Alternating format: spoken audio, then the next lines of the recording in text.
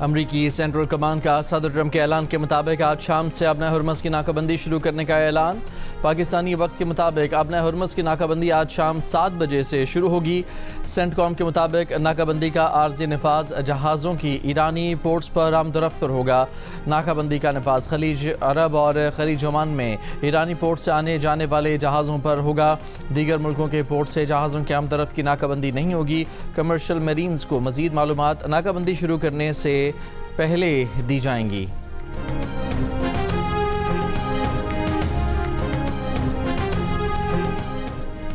پاسداران انقلاب کا کہنا ہے کہ ابن ہرمز کے قریب پہنچنے والے فوجی جہازوں کو جنگ بندی کی خلاف ورزی تصور کیا جائے گا۔ ان فوجی جہازوں سے سختی سے نمٹا جائے گا۔ ابن ہرمز مکمل کنٹرول اور پاسداران بحریہ کی اسمارٹ مینجمنٹ میں ہے۔ امریکی صدر ٹرمپ نے ابن ہرمز کی ناکہ بندی کا اعلان کر دیا۔ کہا کہ امریکی بحریہ ابن ہرمز سے آنے جانے والے تمام بحری جہازوں کو فوراً روکنا شروع کر دے گی۔ ناکہ بندی کرنے میں دیگر ملک بھی حصہ لیں گے۔ جو بحری جہاز غیر قانونی ٹول دے کر آئے ہیں اسے روکیں گے۔ ابن ہرمز میں بارودی سرنگیں بھی تباہ کریں گے۔ ٹرمپ نے کہا کہ ایران کے ساتھ زیادہ تر نکات پر اتفاق ہو گیا لیکن ایٹمی معاملے پر اتفاق نہیں ہو سکا۔ اس اتفاق کے بغیر دیگر معاملات پر اتفاق کی اہمیت نہیں۔ ٹرمپ نے کہا کہ ان کی پیش گوئی ہے کہ ایرانی واپس آئیں گے اور وہ سب کچھ دیں گے جو امریکہ مانگ رہا ہے۔ امریکی صدر کا پاکستانی قیادت کو بھی خراج تحسین۔ وزیر اعظم شہباز شریف فیلڈ مارشل عاصم منیر کو غیر معمولی شخصیات قرار دے دیا۔ کہا کہ دونوں شخصیات کی مہربان اور باصلاحیت قیادت کے ذریعے امریکی وفد کی ایران کے رہنماؤں کے ساتھ ملاقات ہوئی۔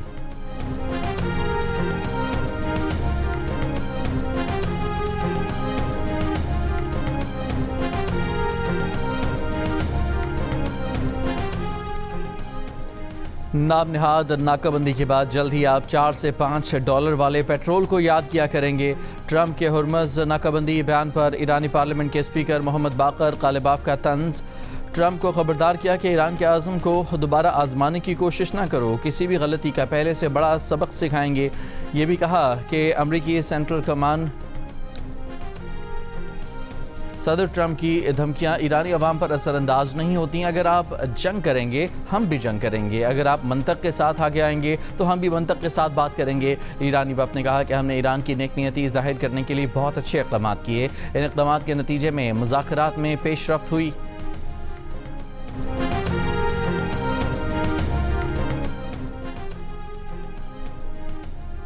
آسٹریلیا کے وزیر اعظم اینتھونی البنیز نے کہا ہے کہ امریکہ کی ابن ہرمز کی ناکہ بندی میں مدد کی درخواست نہیں ملی۔ ابن ہرمز کی ناکہ بندی امریکہ کا یک طرفہ اقدام ہے، ہمیں شریک ہونے کا نہیں کہا گیا۔ برطانوی میڈیا کا کہنا ہے کہ برطانیہ امریکی صدر ٹرمپ کی جانب سے ابن ہرمز کی ناکہ بندی میں شامل نہیں ہوگا۔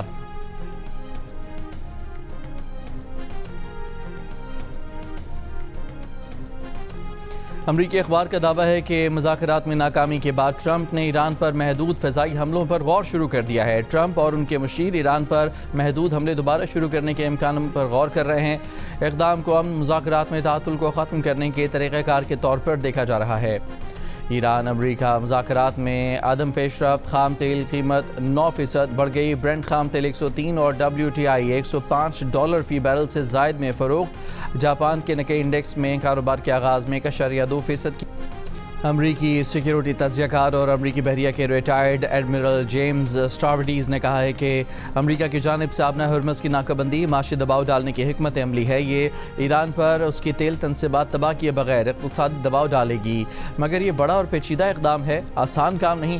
اس کے لیے بہت زیادہ بحری طاقت کی ضرورت ہے اور ایران کے پاس جوابی حملوں کے آپشنز موجود ہیں۔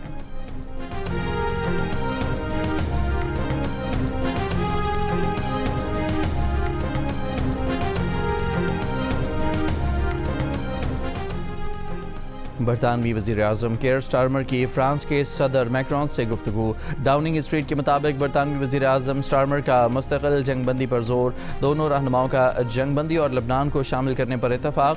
دونوں رہنماؤں نے عالمی تجارت اور توانائی کی فراہمی کے لیے ابن ہرمز کی اسٹریٹجک اہمیت پر بھی اتفاق کیا۔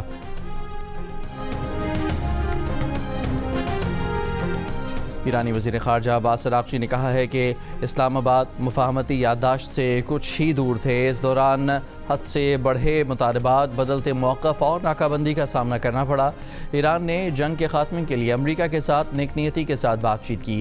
نیک نیتی کو جنم دیتی ہے اور دشمنی کو۔ 47 برس میں امریکہ سے اعلیٰ ترین سطح پر اہم مذاکرات کیے مگر کوئی سبق نہیں سیکھا گیا۔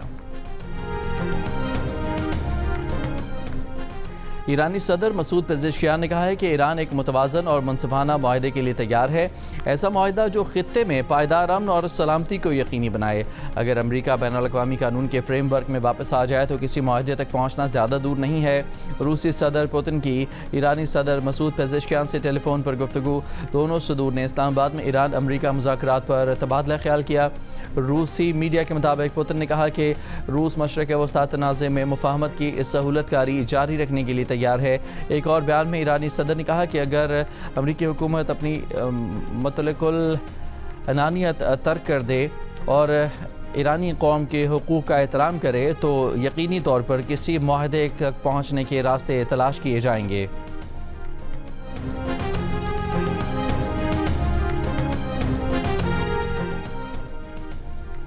امریکہ ایران مذاکرات کے مستقبل سے متعلق کیپٹل ٹاک کے میزبان حامد میر کی بڑی خبر، دونوں فریقین کا مذاکرات جاری رکھنے اور مزید ایک ملاقات کرنے پر اتفاق۔ ملاقات کے وقت اور مقام کا تعین بعد میں ہوگا۔ جیو نیوز کے پروگرام نیا پاکستان میں گفتگو کرتے ہوئے حامد میر نے بتایا کہ طویل مذاکرات کے آخر میں فریقین کا موقف تھا کہ کچھ معاملات پر اتفاق ہے، کچھ پر اپنی قیادت سے مزید رہنمائی لینے کی ضرورت ہے۔ جے ڈی وینس کا کہنا تھا کہ صدر ٹرمپ سے بات کرنے کے بعد ہماری دوبارہ ملاقات ہو سکتی ہے۔ حامد میر کے مطابق 2 ہفتے کے سیز فائر پر اتفاق ہے۔ سیز فائر کو توسیع دینے کے لیے ایک دوسرے سے بالواسطہ رابطے کیے جائیں گے اور ان کے لیے پاکستان کے ساتھ چین اور ترکی کا بھی اہم کردار ہے۔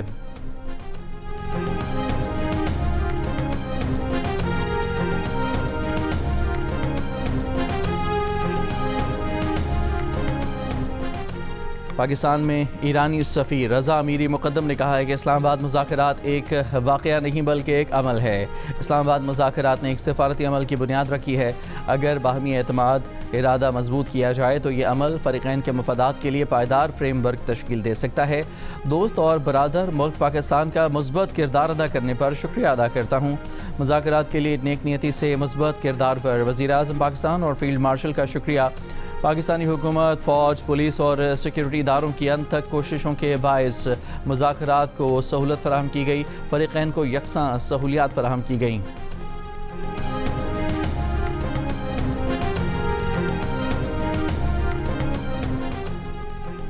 برطانیہ اور آسٹریلیا نے ایران اور امریکہ کے درمیان اسلام آباد مذاکرات میں ڈیل نہ ہونا مایوس کن قرار دے دیا۔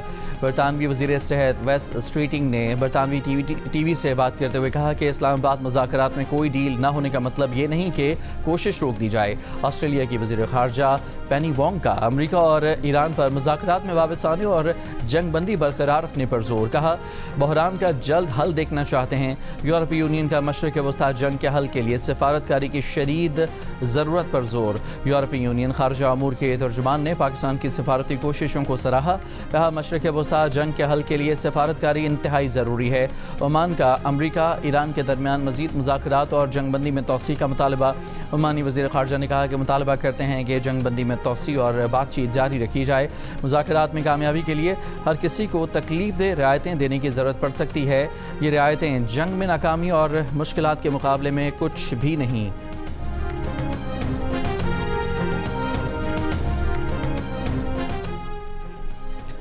وزیر خارجہ اسحاق ڈار کی سعودی وزیر خارجہ شہزادہ فیصل بن فرحان سے ٹیلی فونک گفتگو۔ اسحاق ڈار نے اسلام آباد مذاکرات کی پیش رفت سے سعودی وزیر خارجہ کو آگاہ کیا۔ اسحاق ڈار کا پاکستان کی جانب سے مذاکرات میں سہولت کاری کا کردار جاری رکھنے کے عزم کا اعادہ۔ نائب وزیر اعظم کا خطے اور عالمی سطح پر امن و استحکام کے لیے سفارتی کوششیں جاری رکھنے کا بھی اعادہ۔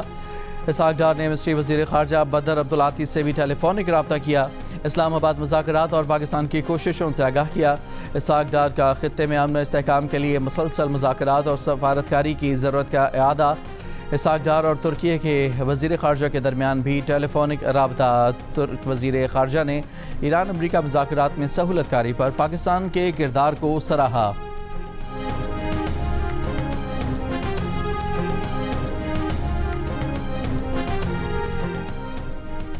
امریکی کانگریس خارجہ امور کمیٹی کے ڈیموکریٹک اراکین کی ٹرمپ انتظامیہ پر تنقید. کہا امریکی وزیر خارجہ ایران کے حوالے سے پاکستان میں ہونے والے مذاکرات چھوڑ کر UFC فائٹ دیکھنے چلے گئے.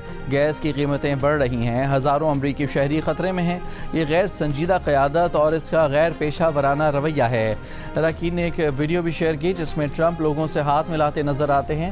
ان کے ساتھ مارکو روبیو بھی ہیں. یورپی ملک ہنگری میں اپوزیشن کی غیر معمولی جیت, حامیوں کا جشن. امریکی صدر ڈونلڈ ٹرمپ کی حمایت یافتہ ہنگری حکومت کو شکست, لاکھوں افراد سڑکوں پر نکل آئے, رات بھر خوشی منائی. اپوزیشن جماعت نے حیران کن کامیابی حاصل کرتے ہوئے وزیر اعظم وکٹر اوربان کی جماعت کو واضح شکست دے دی. وزیر اعظم نے پارلیمانی انتخابات میں حریف پیٹر میجیار کے ہاتھوں شکست تسلیم کر لی. یورپی رہنماؤں نے ہنگری میں اپوزیشن کی جیت کو یورپ کی جیت قرار دے دیا.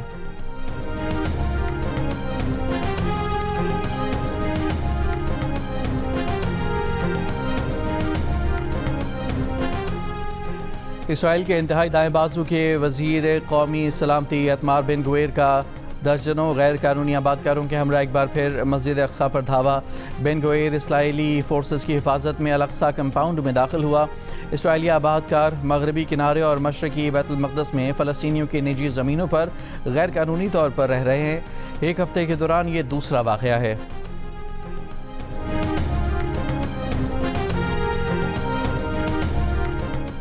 لبنان کے جنوبی ٹاؤن قانا پر اسرائیلی حملے میں 5 افراد جاں بحق. لبنان پر 2 مارچ سے جاری اسرائیلی حملوں میں 2055 افراد جاں بحق ہو چکے, 6588 سے زائد افراد زخمی.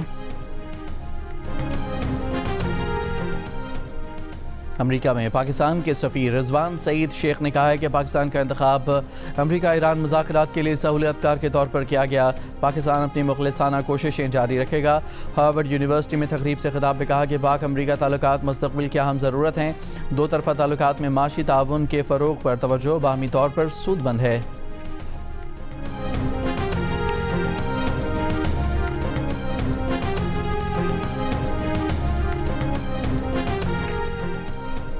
بیساکھی میلے کی تقریبات میں شرکت کے لیے سکھ یاتریوں کی آمد. بھارت سے 772 سکھ یاتریوں پر مشتمل پہلا قافلہ گردوارہ پنجہ صاحب پہنچ گیا.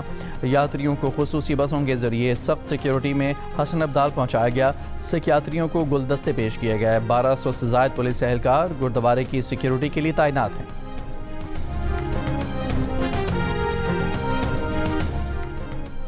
لاہور داتا دربار توسیعی منصوبے پر کام کے دوران عمارت کا ستون گر گیا. راہگیر جاں بحق. واقعے پر سیفٹی آفیسر اور کرین سٹاف سمیت 5 افراد کو گرفتار کر لیا گیا. سعودی وزارت خارجہ کی جانب سے عراق کی سفیر کی طلبی. عراقی سرزمین سے ڈرون حملوں اور دھمکیوں پر احتجاج ریکارڈ کیا گیا. سعودی عرب سمیت خلیجی ملکوں پر حملوں میں عراقی سرزمین استعمال کیے جانے کی مذمت. لندن میں فلسطین کے حق میں مظاہرے کے دوران پولیس نے 500 سے زائد افراد کو گرفتار کر لیا. رپورٹس کے مطابق میٹروپولیٹن پولیس نے انسداد دہشت گردی قوانین کے تحت کارروائی کی. گرفتار افراد میں کئی ضعیف العمر افراد سمیت 80 سالہ الزبتھ مورلے بھی شامل ہیں جنہیں ایک پرامن پلے کارڈ اٹھانے پر حراست میں لیا گیا. انسانی حقوق کی تنظیم ایمنسٹی انٹرنیشنل کا کہنا ہے کہ مظاہرین کے خلاف یہ کارروائیاں شہری آزادیوں اور پرامن احتجاج کے حق کے خلاف ہیں, جبکہ پولیس کا موقف ہے کہ قانون کے مطابق عمل کیا گیا.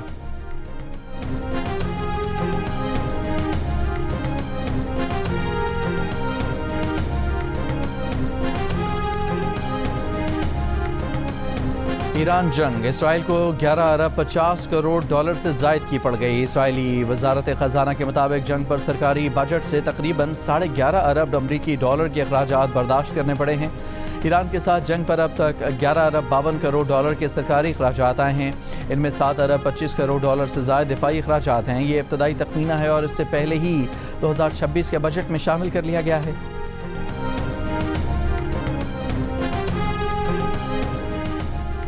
سعودی عرب میں 18 اپریل سے حج پروازوں کی آمد شروع ہوگی. معمول کے مطابق خانہ کعبہ کی دیکھ بھال کا کام کا آغاز. جدید مشینری اور حرمین اور قصبہ فیکٹری کے اراکین اور تکنیکی ماہرین نے حصہ لیا. خانہ کعبہ کی دیکھ بھال کے امور میں خادم حرمین شریفین شاہ سلمان اور ولی عہد شہزادہ محمد بن سلمان کی سرپرستی اور توجہ حاصل ہے.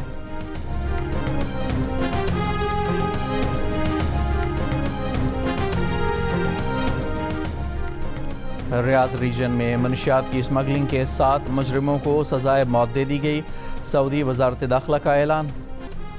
پاکستان سپر لیگ 11 میں کراچی میں کھیلے گئے میچ میں حیدرآباد کنگز مین نے اسلام آباد یونائیٹڈ کو 6 وکٹوں سے شکست دے کر مسلسل دوسری کامیابی حاصل کر لی۔ میچ میں پہلے بیٹنگ کرتے ہوئے اسلام آباد یونائیٹڈ نے 9 وکٹ پر 153 رنز بنائے۔ حیدرآباد کنگز مین نے ہدف 19ویں اوور میں 4 وکٹ کے نقصان پر حاصل کر لیا۔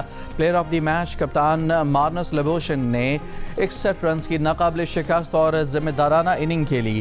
ایونٹ کے مقابلے جیو سپر اور ڈیجیٹل ایپ مائیکو پر براہ راست نشر کیے جا رہے ہیں۔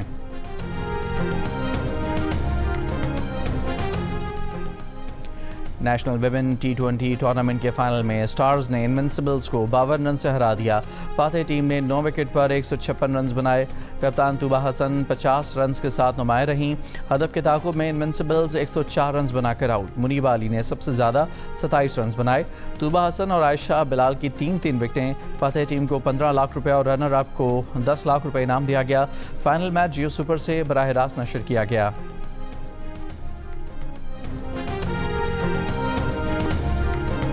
آئیوری کوسٹ کے شہر عابدجان میں جاری فیفا ویمن سیریز میں پاکستان کو اپنے دوسرے میچ میں شکست ہو گئی۔ موریتانیہ نے 1-0 سے ہرا دیا۔ میچ کا فیصلہ کن گول موریتانیہ نے کھیل کے پہلے ہاف میں سکور کیا۔ پاکستان کی بہادر ایڈونچر بائیکر گل افشاں نے کئی ممالک میں موٹر سائیکل پر سفر کر کے مثال قائم کر دی۔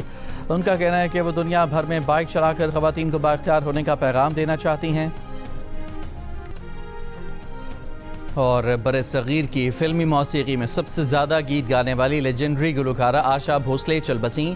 92 سالہ آشا سینے میں انفیکشن کے باعث اسپتال میں داخل تھیں۔ آشا کی آخری رسومات آج ممبئی میں ادا کی جائیں گی۔ آشا نے 70 سے زائد برسوں کے اپنے کیریئر میں 2 درجن زبانوں میں ہزاروں گیت گائے۔ انہیں دادا صاحب پھالکے اور پدم بھوشن سمیت متعدد ایوارڈ سے نوازا گیا۔ 2011 میں گینیز ورلڈ ریکارڈ نے موسیقی کی تاریخ میں سب سے زیادہ گانے ریکارڈ کرانے کا اعزاز آشا کے نام کیا۔